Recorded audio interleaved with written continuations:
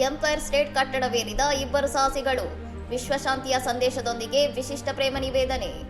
ಮ್ಯಾನ್ಹ್ಯಾಟ್ನ iconic empire state ಕಟ್ಟಡವನ್ನು ಇಬ್ಬರು ಮುಖವಾಡ ಧರಿಸಿದ ವ್ಯಕ್ತಿಗಳು ಅಕ್ರಮವಾಗಿ ಹತ್ತಿ ವಿಶ್ವಶಾಂತಿಯ ಸಂದೇಶವಿದ್ದ ಧ್ವಜವನ್ನು ಪ್ರದರ್ಶಿಸಿ ಭಾರೀ ಕುತೂಹಲ ಮೂಡಿಸಿದ್ದಾರೆ.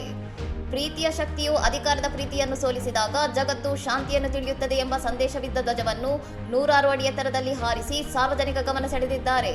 ವಿಷಯ ತಿಳಿಯುತ್ತಿದ್ದಂತೆ ಎನ್ವೈಪಿಡಿ ಅಧಿಕಾರಿಗಳು ಮತ್ತು ಹೆಲಿಕಾಪ್ಟರ್ಗಳು ಸ್ಥಳಕ್ಕೆ ಧಾವಿಸಿ ಪರಿಸ್ಥಿತಿಯನ್ನು ನಿಯಂತ್ರಿಸಲು ಮುಂದಾದವು. ಅರ್ಧ ಗಂಟೆಯ ನಂತರ ಇಳಿಯುತ್ತಿದ್ದಾಗ ಅನಿರೀಕ್ಷಿತ ತಿರುವೊಂದು ಸಂಭವಿಸಿತು. ಕಟ್ಟಡದ ಶಿಖರದ ವೇದಿಕೆಯ ಮೇಲೆ ಆರೋಹಿಗಳಲ್ಲಿ ಒಬ್ಬರು ಮತ್ತೊಬ್ಬರಿಗೆ ಪ್ರೇಮ ನಿವೇದನೆ ಮಾಡಿದರು.